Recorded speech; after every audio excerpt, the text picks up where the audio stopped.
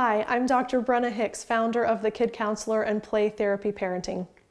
I had an incredible session this morning with a little guy in my playroom, and it was such a helpful reminder to me of this very simple skill that I teach when I train parents to use play therapy principles with their own kids. That first of all, there's two rules actually, so both of these apply here. The first is, if you know enough to ask a question, you know enough to make a statement. So we tend to ask our kids lots and lots of questions on a daily basis. Actually, all the adults in their world ask them lots of questions all day. And what we don't often remember or often understand about kids is that they are here and now beings, and they live in the moment in an emotional state. So they react in the moment to whatever emotion they are feeling, and asking them a question puts them in their heads. They are required to leave their emotional center and jump into their minds, which puts their internal state in conflict, because I'm feeling this emotion in my emotional center, yet I'm being asked to come up into my brain and use my cognitive center. And they're not cognitive beings, they're not rational beings, they don't have abstract reasoning, so questions are difficult for kids. So let me share what that unfolded like in my playroom.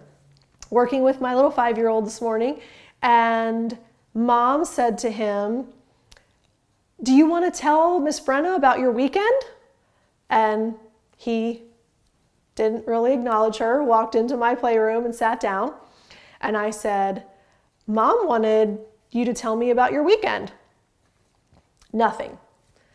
Now, I know that questions are not effective with children, and we all have moments of weakness, and I said, "So how was your weekend?" And I know better, but I'm a human like you. I make mistakes even though I know better too. So I said, "So how was your weekend?" And he said, "Fine." And as soon as I got the one-word answer, my brain kicked back in, and I thought, I used a question, and that's why I did not get an answer. So I immediately said, "I wonder what your favorite thing that happened this weekend was." Now notice, I wonder is a statement, not a question. I didn't say, "What was your favorite thing that happened this weekend?" I said, "I wonder what your favorite thing that happened this weekend was." You end on a down tone, so it's very clear it's a statement, instead of going up at the end of the sentence, because that makes it sound like a question, even if it sometimes is technically a statement. So I went down at the end and I said an "I wonder" statement. So I wonder what your favorite thing that happened. Notice it went from "How was your weekend?" which is very easy to respond with "Fine." But what is your favorite thing, but not phrased that way? I wonder what your favorite thing was. It's very concrete, it's very answerable, and it does not require a child to leave their emotions to share what their favorite thing was, because their favorite thing is emotional. It's exciting, it's joyful, it makes them happy, it makes them feel glad. They're proud to tell you about their favorite thing, keeps them in their emotional center. How was your weekend? It was fine. That's a cognitive response. I said, "I wonder what your favorite thing that happened this weekend." We went canoeing, and I got horsefly bites, and then all of a sudden, all of the details start unfolding about the weekend. And we were all in the same canoe, and I had a small oar, and it was wooden, and I got to paddle, and we were on a specific river. And so all of a sudden, all of these details start pouring out of this little boy, and it hit me. That is why I train parents to make statements and not ask questions. Because when kids are in their emotional state, and that's where they live, it's very difficult for them to jump into the cognitive processing and the intellectual verbal dialogue about what they're feeling, because those don't meet for them. Kids don't develop abstract reasoning until about the age of 12 or 13. So abstract reasoning allows you to feel an emotion and let your brain engage simultaneously. Until that point, they're not capable of doing that very well. So I got the whole story about the canoeing weekend and how exciting that was because I switched from a question to a statement.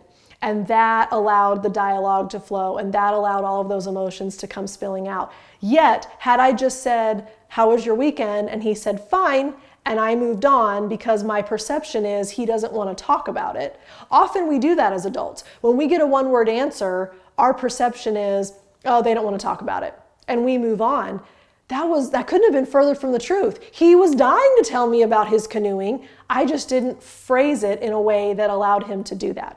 So this week, please be aware and be purposeful about using statements with your kids and giving them concrete prompts for an emotional response. So "I wonder" is a very helpful beginning to those statements, and asking one specific thing. So "I wonder what your favorite thing that happened. I wonder what was the funniest thing. I wonder what was something that bothered you. I wonder what made you laugh today." Notice that those are very specific prompts, and kids like specificity when they're dealing with their emotions, as opposed to "How was school? What happened? How did soccer go? Good, fine, okay." One-word answers. Why? Because we're asking them questions. And statements allow kids to feel that they are not being interrogated, that they are not being questioned. They just have the opportunity to share what's on their minds and in their hearts. So be purposeful this week. Try to use statements instead of questions, and make sure that you give them very specific details of one thing they could talk to you about. And I think you'll be very surprised and encouraged about how much you learn about your kids as you do that. Thanks so much for watching. I look forward to seeing you again soon. Bye.